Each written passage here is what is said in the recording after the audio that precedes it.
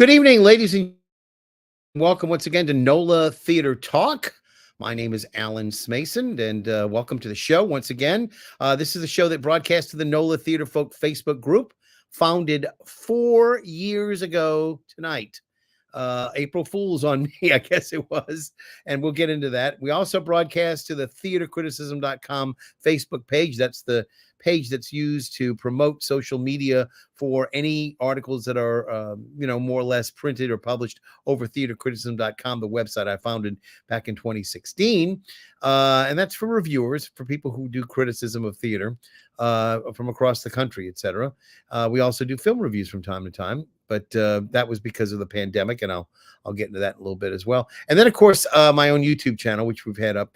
If anybody out there right now would like to make a comment on Facebook, I suggest very strongly that you go to StreamYard.com/Facebook. That's I think it's a backslash for the permission for StreamYard, which is a third-party app to give to Facebook to allow Facebook to publish your real name through StreamYard. So if you are able to do that, we'd love to have you.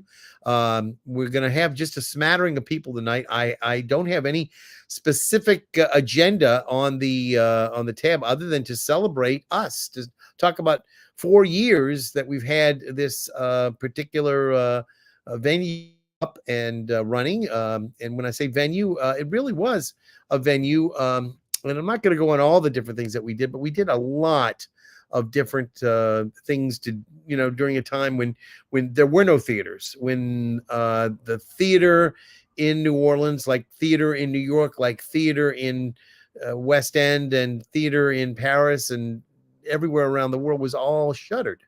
And we were unable to, as we had in previous situations where we were in a crisis, we were unable in this particular case to go to theaters and like we were in the general, the Great Depression, things of that sort. We could go to movie theaters. We could go to Broadway. We could assemble and take some solace in the work that was being done on stage to entertain us.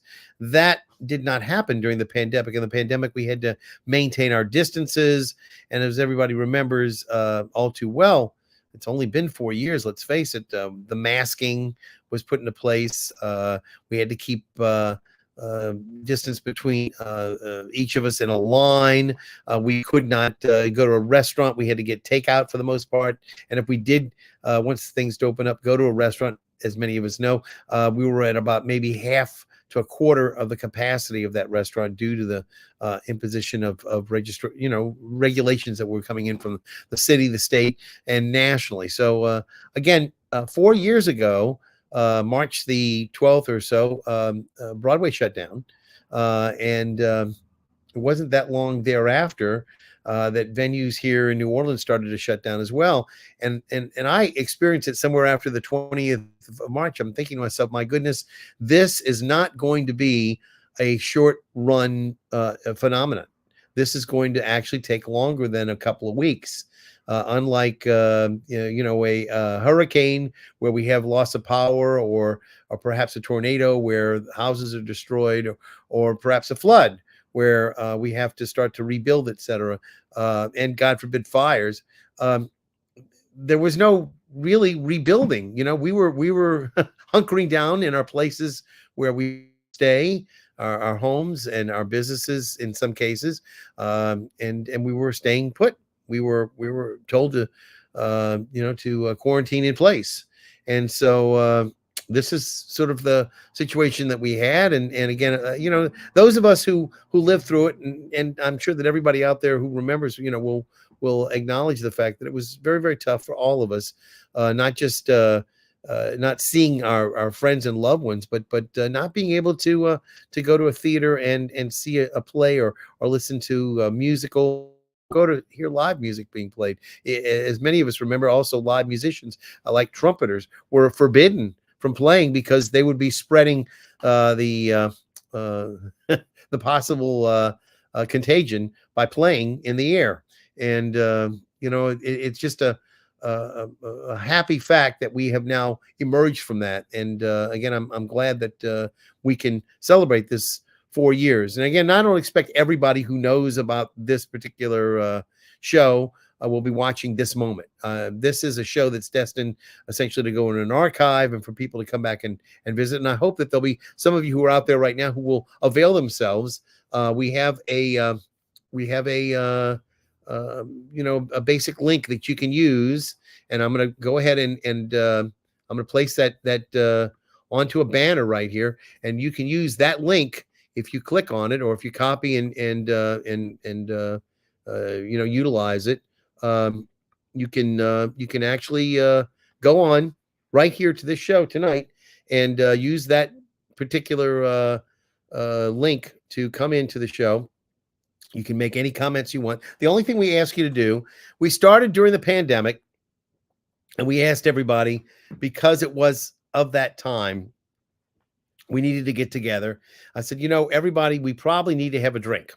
Now, I understand that not everybody drinks alcohol. And so I made that exception. I said, just bring a drink in. So I said, well, I'm going to bring in an imaginary drink. No. Bring in something. I'm bringing in my Sazerac tonight. That's a real Sazerac I made, and I'm going to sip it. The idea being it was a way to connect liquidly, if you will.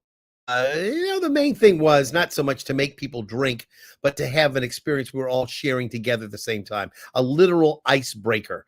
And that's what we had wanted to do. And we've done that throughout the 4 years we've gotten together. It's a harmless, small thing to ask somebody to do when they come into the show. And it's also a great leveler. It means that we're all doing the same thing at the same time. And again, I hope that people will understand it's not done frivolously. It's not done, with what kind of drink do you have tonight? And I mean, the thing is some people can be very creative. I brought in this particular drink because it reminds me of my father. It reminds me, where I grew up, or this is a great New Orleans drink that you need to have knowledge of Vieux Carré, for instance. So, I mean, I don't know how many people have had a Vieux Carré, but that's a very New Orleans drink, different than a Sazerac, and of course, different from a Hurricane, different from a Ramos Gin Fizz. So all those are New Orleans drinks. But that's one that you may not have heard of. And I love to be able to shore up some of the knowledge about New Orleans. So I'm going to start the ball rolling, and I invite everybody who wants to come on to use this link. Matter of fact, I'm going to go ahead and have it scroll across. So it'll be on the bottom there in case you can't see it. Hopefully it's going to be able to be seen if we can get it to go. I'm trying one more time. Let's see if we can get that on the bottom, and we'll hopefully get it to show up as well. And let's see if that'll work. Let's see. Yeah. Okay. So you can see it there, and I'm going to have it there, and just go ahead and make yourselves available. I know I had talked earlier to Anthony Bean from Anthony Being Community Theater. He may be coming into the room later to promote some of his shows. But I wanted to talk a little bit first off about the state of theater, the state that we're in now. This particular show used to broadcast on Mondays and Fridays because we were dark traditionally on Mondays, and also because theaters were shuttered on Fridays. I thought that would be a great bookend to have with the Monday. So every Monday and Friday we were doing things. 4 years ago we started doing readings. John Bigonnet, who was so wonderful to us, allowed us to do all three of his trilogy of Rising Water plays: Rising Water, Old. We also did some of Rosalie O'Neill's plays: Marilyn God, Clark and Carol, about Clark Gable and Carol Lombard. And we did also a piece that we did on I'm trying to remember the Awakening of Kate show. That was also a really lovely piece, and we got all sorts of actors involved with it. Diana Shortez as an example. We had Jen Pagan. We had Michael Aaron Santos. We had Leslie Castay. I mean, a whole slew of people who came on this show and did the various readings that we had. We had a reading that was done by Amy Rubin, who did, I think, Interstate 81, that we were able to do. And some people who were working at the University of New Orleans actually came in, and Drew Stroud, for instance, who came in and took on some of those roles. So again, I was very proud to be able to offer theater. In many cases, the shows that we did, would have as many as several hundred people. When we did the Insulted Belarusia by Andrei Korechik, oh my goodness, directed by Natasha Raymer, we had a number of people. When I say a number of people, it was something like I think 1,300 some odd people that night, more than any uh, gathering of theater that week in New Orleans. So the fact of the matter is that I'm very proud that people were supportive of our efforts here, and that they began to understand that this was not my job and not my community. It was theirs. It just was something I was sort of paying for out of my own pocket, allowing us to do. But it's sort of very important. So in the last couple of years, things have opened up. We've had a lot of presentations now. A lot of people now pretty much take it for granted that theater's there. They're not wearing masks anymore because it's not really mandated. And we're actually sitting close to each other in theaters. The Sanger Theater has opened up once again, so a lot of the big name shows are coming in, and I wanted to kind of go over some of the shows that are coming in to New Orleans. That we've had recently. And so in recent days, I wanted to sort of go over some of the things that we are very proud to have here in New Orleans. And the very recent Tennessee Williams New Orleans Literary Festival, we had several offerings for theater. One of the more interesting ones that I saw that I'd like to sort of congratulate them on was a piece with Matt de Regalis and Christian LeBlanc, Christian Jules LeBlanc. Some of you may remember that you probably saw him in one of the soap operas, I think the Bold and the Beautiful on CBS. Christian is, of course, from the New Orleans area and loves New Orleans and comes back as often as he can. They did the good portion of the second act of Cat on a Hot Tin Roof, which they named Mendacity, and they did a great reading of it. They had done this earlier off Broadway. It was the first time Broadway performance of Cat on a Hot Tin Roof was sanctioned by the Tennessee Williams estate. Normally, they won't allow anything less than a Broadway theater to hold the work, but they did this off Broadway, which is quite a tribute to the people involved in this show. And again, congratulations. So again, it's good to see a lot of work going on.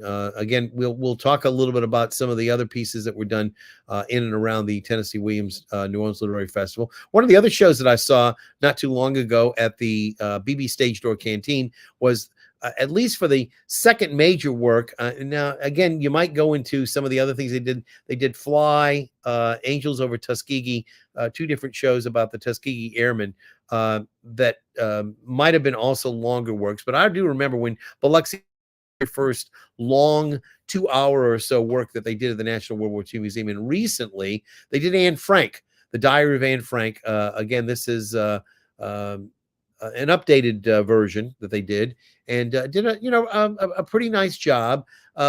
Again, directed by a lady who is an actor in her own right, Rachel Groves Whitman, and several people who were involved were doing it because they had actually some connection to in their families some Jewish members. Rachel, of course, is Jewish extraction, and of course, the fellow who played Peter is also Jewish, Joel Ellis. We also had the dramaturg who was involved, and she also is Jewish. So, again, a number of people involved with the production and felt very strongly about putting this work on. Again, I don't know if you saw any of the cast members, but that's pretty much the majority of the cast there. And again, hats off to the BB Stage Door Canteen. It is a wonderful venue, and I'm so glad that they're doing a number of things throughout the year, not just the bells and not just the Victory 6 performances that they do for the big band, they're really actually doing some legitimate theater work. In addition to doing some work as they have in the past, they did the Hedy Lamarr show. They did the show that was with Heather Massey, and they also did the show with Jessica Scher that was all about Betty Davis. And I have to say that it's great to see people who hail from the New York area who are coming to, ply their craft here in New Orleans at BB Stage Door Canteen, and I look forward to seeing more of that as well.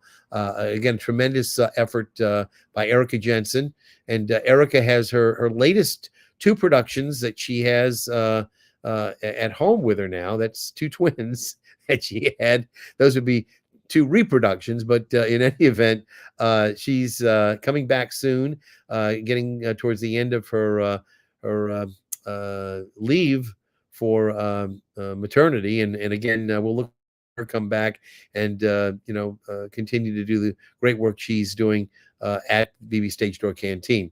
So tonight, by the way, April the 1st, if you're downtown at the Sanger Theater, Bob Dylan is in town. Yes, that's the Bob Dylan, Robert Zimmerman originally. But fear not, if you're not at that show tonight and you love Bob Dylan, the Sanger Theater has Bob Dylan getting ready to come here not too far in the distant future.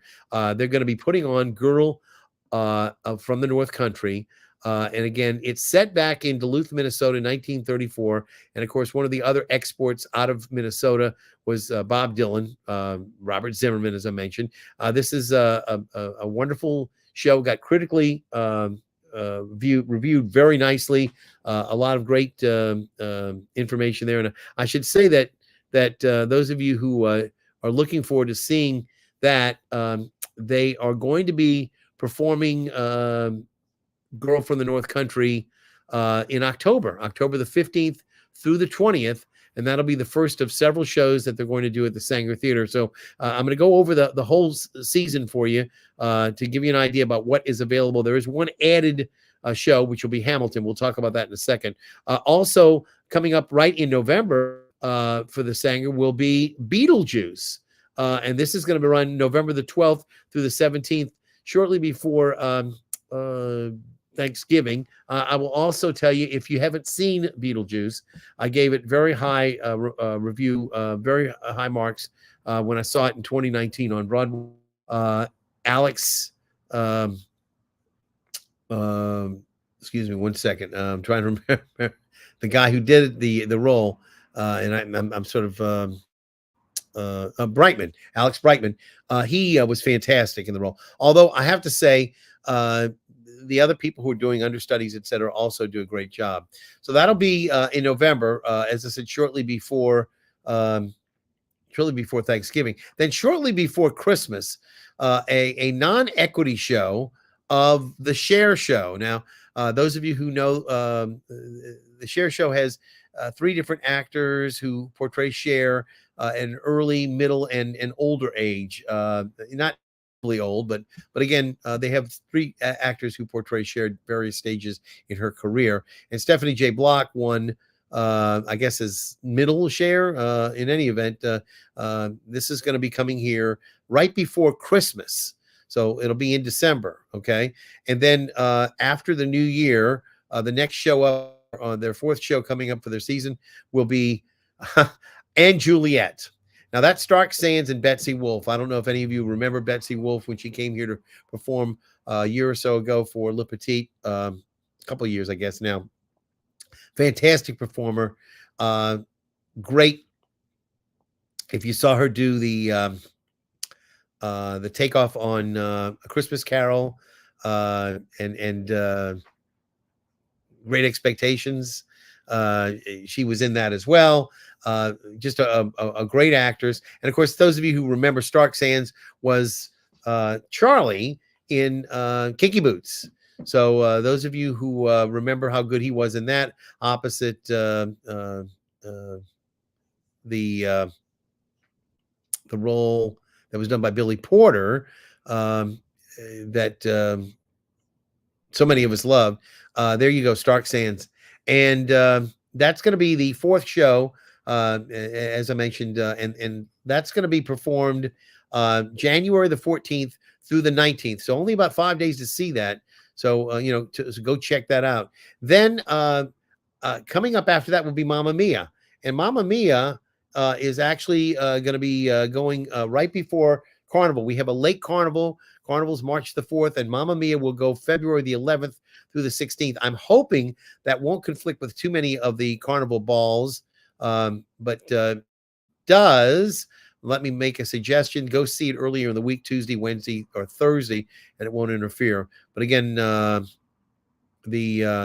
ABBA smash hit musical Mamma Mia will return, and it's always been a big crowd pleaser. Then following that, again, I'm so proud to tell you, in March, after Mardi Gras, 1 week exactly after Mardi Gras, the Tuesday after, will be the national tour and equity show of Funny Girl. And in that, playing Mrs. Bryce, that's Fanny's mother, will be the wonderful Melissa Manchester.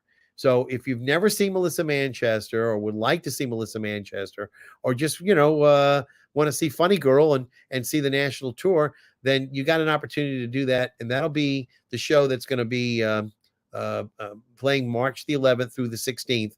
Again, Funny Girl. Now, as I mentioned, Hamilton is going to come back. This will be, I think, the third time that Hamilton will be back.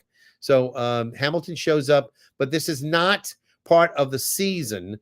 Hamilton will run April the 8th through the 20th. Sorry, it'll be coming up before that. I got to go check the dates on that, but it is coming up. Let's see, April the 8th through the 20th. Is that right? Yeah, April the 8th through the 20th. And then, if you want to buy Hamilton, you can see Hamilton, but you have to pay extra for Hamilton. It's not part of the package, but if you want to add it, that'll be the 8th show that you'll be able to pay for. And finally, in May will be the Wiz. This will be the national tour of the Wiz, May 13th through the 18th. Fantastic shows, again, at the Sanger. Now, in most cases, these are equity shows. I did mention the Share Show is not equity. So, there are a couple of them that are not equity. I have to go back and check. I'm not sure if Mamma Mia is equity or not. But most of these are equity shows. Hamilton definitely is an equity show. And I'm pretty sure that The Wiz is. I'm pretty certain that Beetlejuice is, but I have to go back and check. Some of these are going to be good shows, but maybe not as good as the equity shows would be if they had some. Okay, so we do have a couple people, who we've invited tonight, and one of them has already arrived here. So I'm gonna stop talking about the Sanger. We've done the Sanger, and we'll talk a little bit about Summer Lyric Theater and some of the other shows that we just saw recently. But let me get to my good friend, who I haven't seen in a bit, but I'd like to bring him on now, and that's Anthony Bean of Anthony Bean Community Theater. Anthony, welcome to the show. Thank you, Alan. Thank you. I'm glad you could be here. First off, I passed by your performance space. It's really a rehearsal place, right? That's a rehearsal studio, yes. And that is located on Chapatulas, not very far away from Tipitina's. That's 2 blocks away. So anybody who's interested in finding out where you are, you're on the downtown side of Chapatulas, on the same side of the street as Tipitina's. Across from Rouse's. Yeah, so you know where it is. Anybody wants to go check it out. And again, that's where you have your rehearsals, etc. And I know for a while you were really hurting trying to find a place to rehearse and having a place to have venues. Of course, you were fresh off the success of The Bodyguard. You did that the past year. Right. And that was at the Jazz Market, wasn't it? That's correct. So you are finding places where you can, we're in the process of a school, because I love teaching and I love having an acting school. So I need a school. So we're in the process of taking over one of these schools that the city no longer using. So I see. Yeah, so I can reestablish myself with an acting school. And that's the handle, Anthony Community Theater and Acting School. Now, you were doing stuff also with the Nord Theater at one point too, but you're not doing that anymore, right? Well, no, it was the city of New Orleans will pay kids to come to the theater to get experience. So we work in conjunction with the New Orleans Recreation Department, not necessarily Nord Theater. Right. Well, I say North Theater. You know, the Ty Tracy Theater was where you Yeah, were. You know, that was where you was. So I brought my Sazerac. What did you bring in tonight? I have a Moscato, nice little mild Moscato. Very If I nice. get Very nice. drunk, I'm gonna tap the place. So That's all right. You can't get too drunk off of that. So yes, Anthony, you know, what is the state for you right now? Where are you in terms of you were a company located on Carrollton, and you were moving to a Gentilly building that you purchased, and then there were problems with the building, etc. building. Have you eliminated that building? Is that building gone No, back? that building is gone. That building is, with the vestas and all of that. So, like I said earlier, that we're looking at a school. Okay, What and makes when would that actually take it place? better be soon. I told my board it better be soon because we're putting together these shows. We got particularly the TV show. The TV show going to be aired out on Chapatula Street. So this is a rehearsal hall and a class of a whole But class. you did a show with a bunch of teenagers, and I think this might be What's Going On, right? That's the TV show. We're doing 8 segments. That's going to be aired in the fall. We're gonna do a 5-day shoot on 8 segments. We're gonna have some guests and well, I don't want to say names until they sign Right, off. till they sign. We know. But these kids going to be writing their own stuff. Of course, I'm going to be overseeing the whole thing to make sure that they don't get me closed down.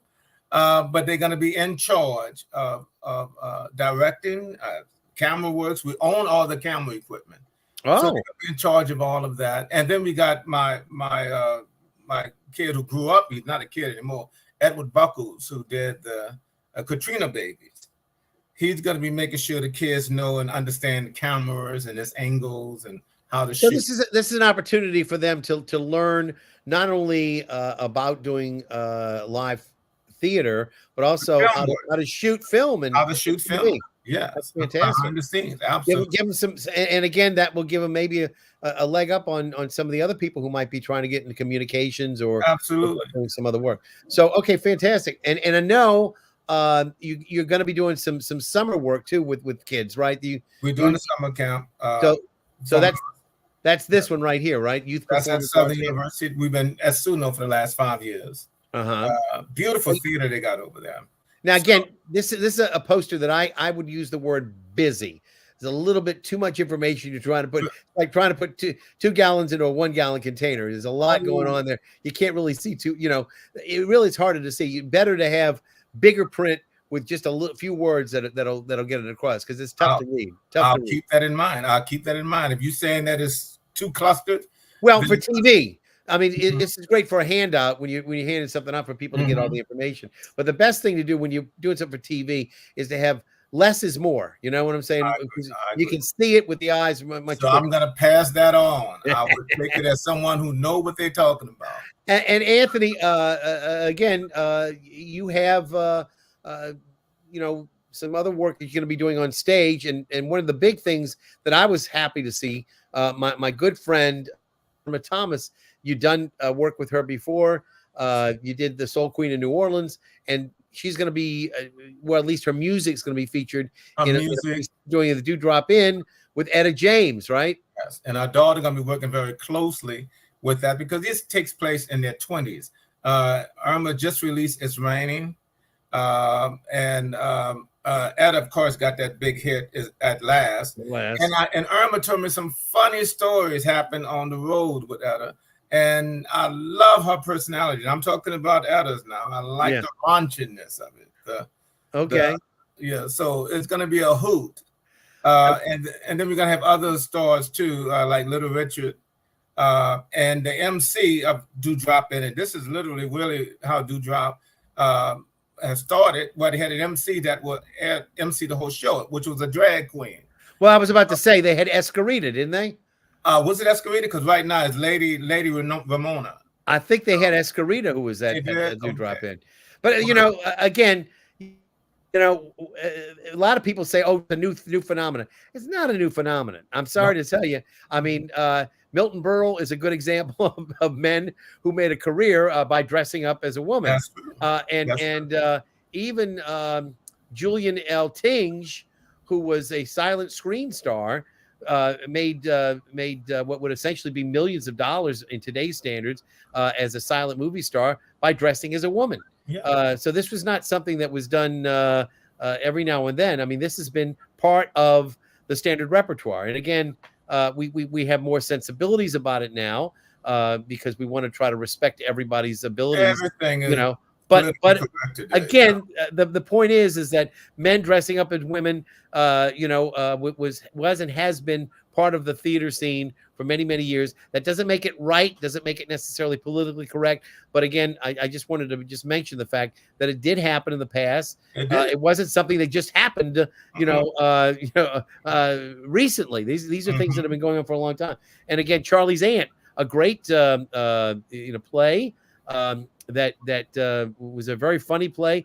And how many times do you see people in Shakespearean times, obviously, that dress passing as a woman or a woman passing as a man? It goes on. Yeah. So again, well, I appreciate you being in with us tonight. I wanted to give you an opportunity to come in and talk about your programs, etc. And the other thing I wanted to just ask, we've emerged from the pandemic.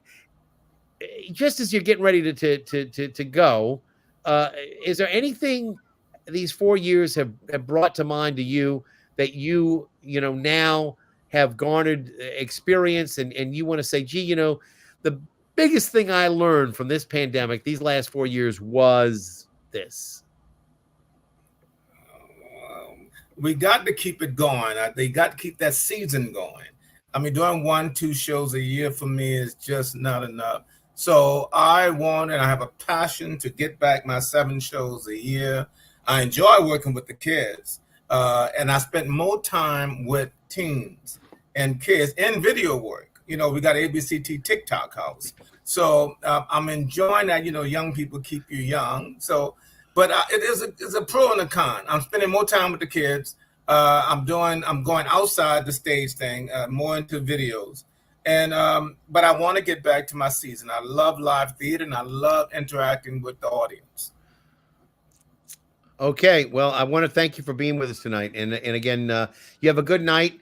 Thank you for doing all that you do, and I know that it's so important, the work that you do with the kids, because those are our future theater people, down the road, and without teaching the young and giving them experience ahead of time, they're going to lose everything. And just think how hard it was for them to come back without having had the experience those 4 years. So I appreciate, all that you do. And again, thank you for coming in tonight. We're going to move on a couple other items. Okay.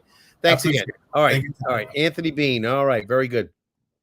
So again, I want to get back to some of the other shows that were on recently. Those of you who had an opportunity to see some shows, obviously with Easter a week ago, we had Jesus Christ Superstar. JPAS did a very widely accepted as a good production piece on Jesus Christ Superstar that Andrew Lloyd Webber and Tim Rice had written so many years ago.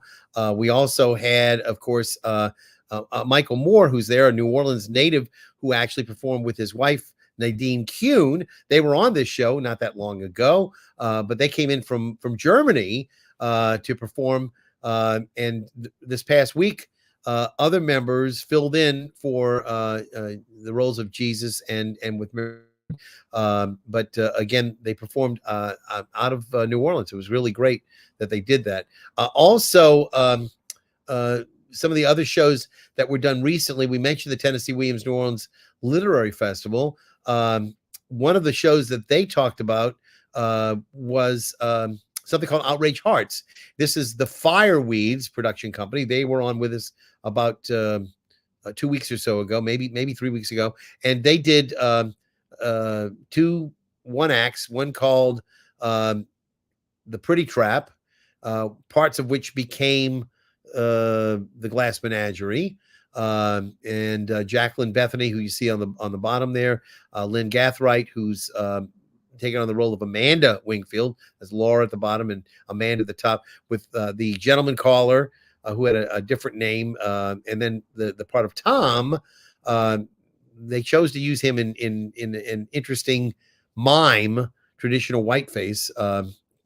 Again, one of those directing choices that was saying some things at the same time as not saying some things. So, in any event, Lynn was Amanda to Jacqueline's Laura, and they had also what parts of which became a little bit shorter piece that they did uh, of what we know of as A Streetcar Named Desire. It was Blanche Shannon, not Blanche Dubois, along with the Keyfaubers, not Stanley Kowalski and Stella, but the Keyfaubers. It was Jack Keyfauber and his wife was not Stella. They had another name. But again, the point is these were also not too very long ago. They were out there, and again, I think they just ended their final run yesterday or the day before. So this weekend they performed for the Tennessee Williams New Orleans Literary Festival, and they hopefully got a chance to catch some of you who might have been interested in seeing that as well. Also, not that long ago, the NOLA project did a really interesting version of a play by George C. Wolfe called The Colored Museum. It was a very satiric, very over-the-top piece that did a lot of satirizing the African American community.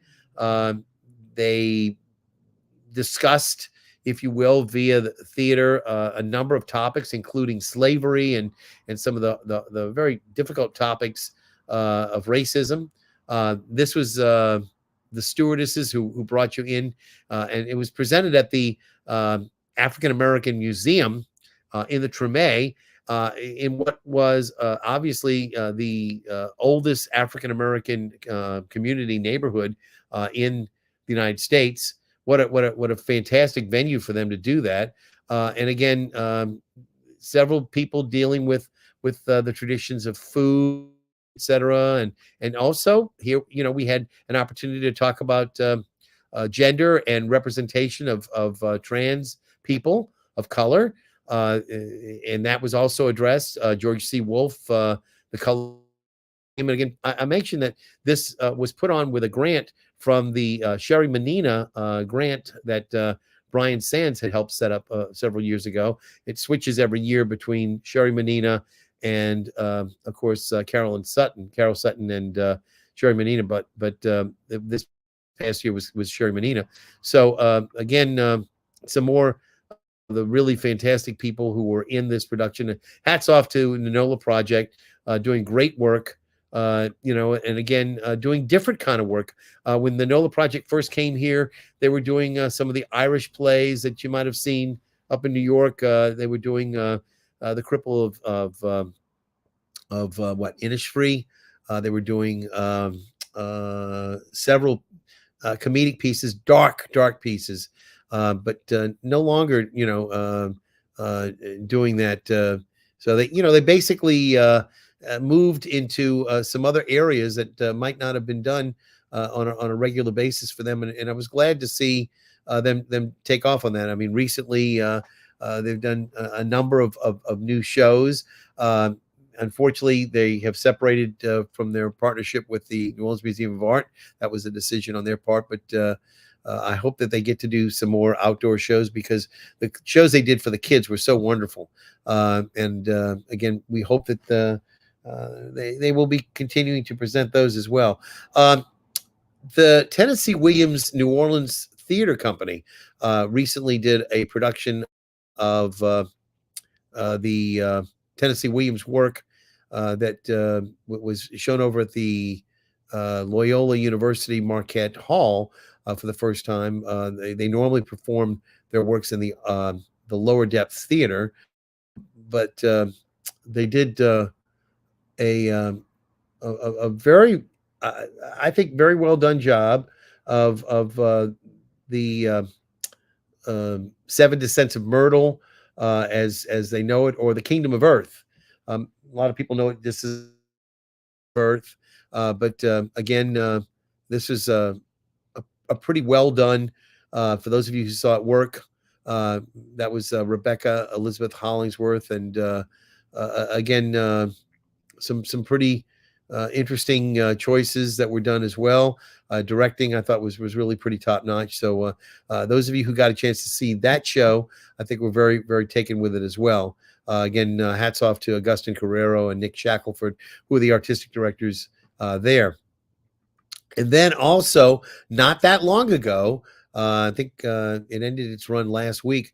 The Prom, uh, um fantastic work, directed by Kelly Fushi.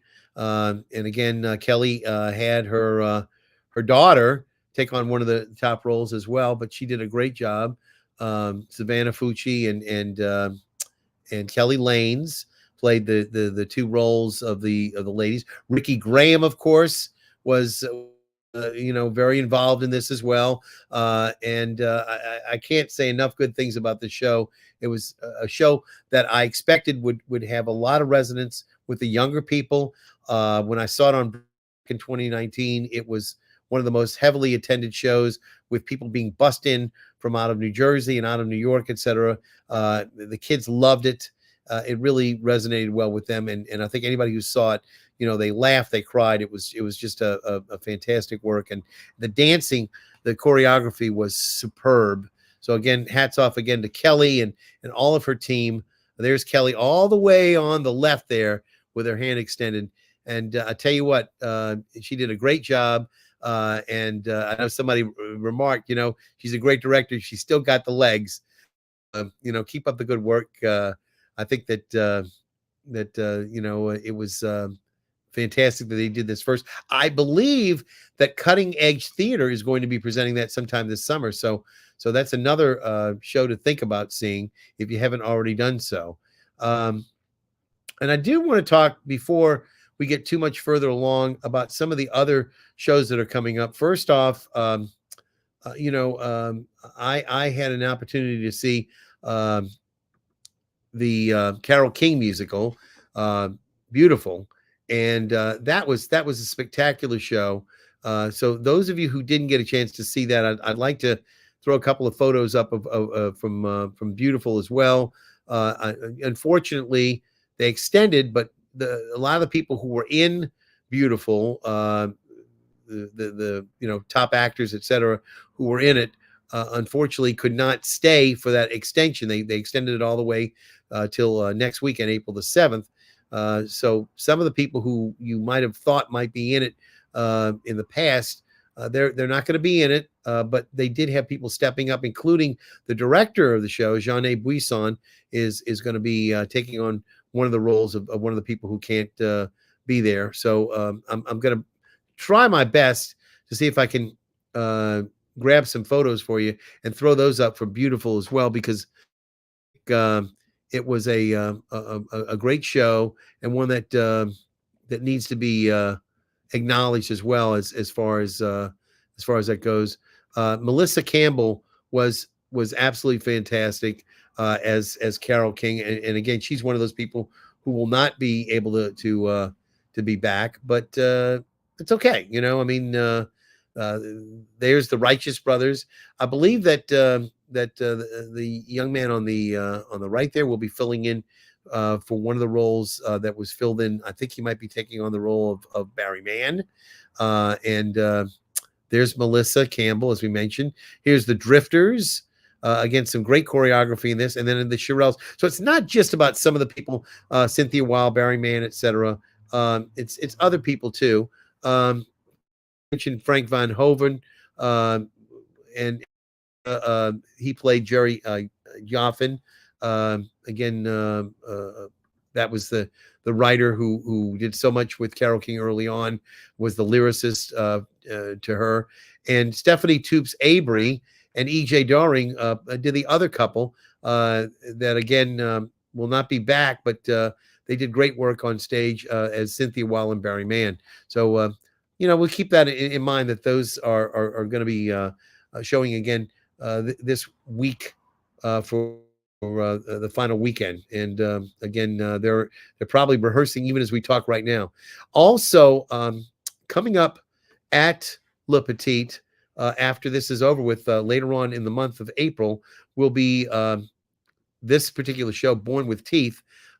This is a comedy, as they say, a comedy of Elizabethan proportions, and essentially it's Christopher Marlowe meets William Shakespeare, and the two of them, I think, at a bar, essentially, meeting and talking to one another about mounting a show, maybe putting on their show together. I'm not quite sure. I haven't seen it myself, but Born with Teeth will be here in April. And again, if you have not gotten a season subscription to Le Petit, I urge you to consider getting that as well. That's going to be a fun show. So I guess that pretty much wraps up most of the shows that I've seen or that you might have seen. Again, when people come on into the room, if they don't show up though in the next couple of minutes or so, I'm just going to go ahead and shut the thing down tonight a little early because there's no sense in me talking for the better part of an hour. I can get work done, and again, I appreciate all of y'all out there. But if you want to, again, give you an opportunity right now to come on into the room, StreamYard.com, and you just hit that link there, VJVC54B9RN, and that'll bring you into the room. And again, I ask only one thing, that you bring in a drink of any sort that you've got. Could be water, could be coffee, could be tea, or it could be something a little bit more potent. We'd love to have you come in and show off a little bit of what you've got. Again, theater is doing very well here in New Orleans. I have to tell you, I'm very proud that we have recovered from the pandemic. That we have a number of theater companies that are new. I mentioned earlier the Fireweeds. Fat Squirrel was another new production company that came about a couple of years ago, headed up by Andrea Watson. And congratulations to Andrea and Mason Wood, who apparently are now a couple in word and deed and in name. So congratulations to them. Again, all I could tell you is we started this thing up because there was no theater, and theater now has returned. So we don't do this Monday night show on as regular basis as we should or could, because a lot of times there's other things that are competing. As an example, not only is Bob Dylan on stage, musically tonight at the Sanger, but also tonight is the first night of two nights of Brecht Fest 5. And that's another show that's going to be showcasing some of the work of Bertolt Brecht, who was, of course, the lyricist who worked with Kurt Weill and did a number of other important pieces in the theater, and also a lot of lyrics, a lot of poems and things of that sort that he did that a lot of you might be interested in learning more about. And they're doing a breakfast at the Always Lounge both tonight and tomorrow night, and I think that started up around 8 o'clock tonight, and hopefully it'll again start tomorrow night around the same time. So again, we are blessed that we've come out of the situation with COVID. We're better off than we were. We've got a number of really fantastic companies that are doing great work. I mentioned JPAS. I want to thank them on opening up their West Wego Performing Arts Center that, of course, was shuttered for so long. 3 times now in its history, that facility's been closed due to hurricanes and flooding and mildew and mold having to be remediated, and a tornado. I mean, it's like it had a target on it. Again, later on this summer, we will see the Shakespeare Festival. I've got their little logo there that we hope to maybe see some of the things that they're doing. And one other company that I want to give a shout out to, they're not here tonight. I wish that they were. Crescent City Stage, the only real, if you will, equity company in New Orleans that really hires equity actors almost predominantly. Not everybody, but most of their actors are equity. And again, that's a commitment that they've made. Some of the other people, that are out there as well. I mentioned Goat in the Road, some of the great stuff that they're doing. We mentioned Anthony Bean Community Theater, Tennessee Williams Theater Company, and again, Tommy Myrick and Voices in the Dark Repertory. What a great opportunity for what they do. My friends, Spot Productions, Kathy Randalls, and of course the playwright Lisa D'Amore, who's worked with Kathy as well on a number of projects. I will tell you, one of my favorite pieces that I saw years and years ago was a piece called Nita and Zita, about two kind of eccentric New Orleanian women who had actually moved to New Orleans from East Europe, and they were just a bizarre couple.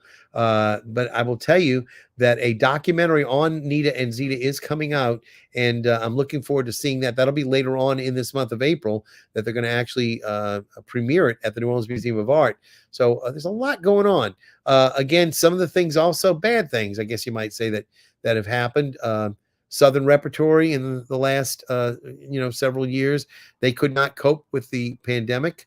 And out of the ashes of we've had a new company emerge. No Dream Deferred. Again, I would love to be able to work with them in the coming months, etc. They had a very nice festival, and we're trying to keep things going with them. So I mentioned that they're out there as well. There's also another company that has been doing some pretty interesting work too, Intramural Theater. So we have theater companies in abundance here. They may not be equity, but they're doing their level best to present theater in a really meaningful fashion. Some of the people who have been here for a long time, Mondo Bizarro, et cetera, still doing some interesting work as well. But we don't get to see too much from them. The big players, Le Petit, of course, that we mentioned earlier, Rivertown Theaters, we mentioned, and then BB Stage Door Canteen, that they're doing work. Well, we want to thank them and congratulate them for all the continuing work that they can continue to do. And one last show that I'm going to mention, series of shows, is at Summer Lyric Theater. And let me throw out, for those of you who haven't checked it out thus far, and we'll end with this, they've got 3 shows starting out this coming summer. And in June, the very first one that I'm going to mention is Sweeney Todd. It's on Broadway right now, of course, with Aaron Tveit and Sutton Foster. But they're going to present their own Demon Barber of Fleet Street, Sweeney Todd, in June.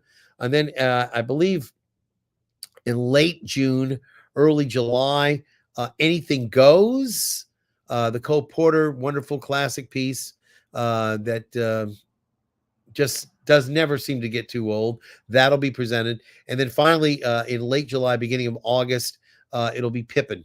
And again, that's the first time they've seen Pippin in a bit.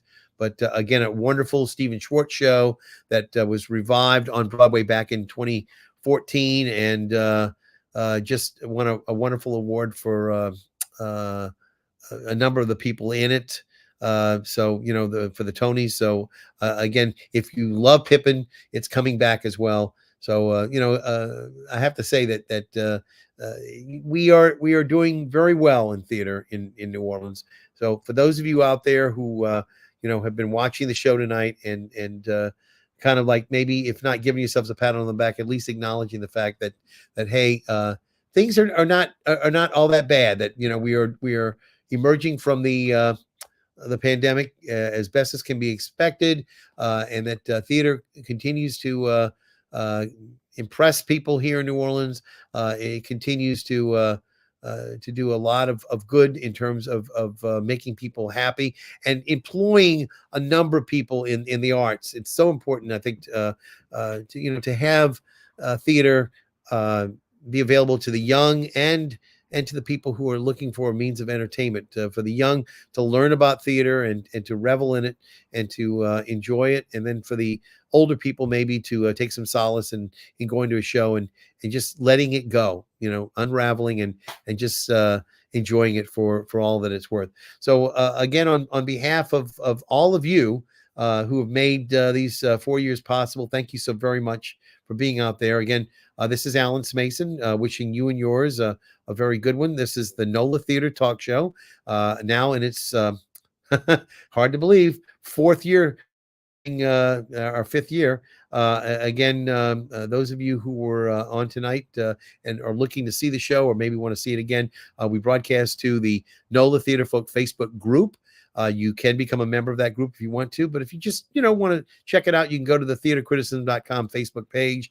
You don't have any membership. You don't have to worry about getting any messages from anybody, and just go check out the recordings there, or on my own YouTube channel, and you can check it out either by my name or by the name of the channel that we had there. Again, hope that everybody has a really wonderful night tonight and a great week. Some of you and some of us are maybe going to be checking out the solar eclipse. So if you are traveling, safe travels to you to do that. And again, those of you who are staying down in New Orleans, I think it's going to be something like 82%. It's not going to get very dark, but you will see part of the sun obscured. And that's always interesting the way that works out. So hopefully many of you out there will be able to say you at least saw most of the eclipse. And those of you who are traveling, again, as I mentioned, safe travels. So on behalf of everybody in the NOLA Theater Folk Facebook group and all the other places we broadcast to, I want to thank you all for being here tonight. And I will see you at the theater.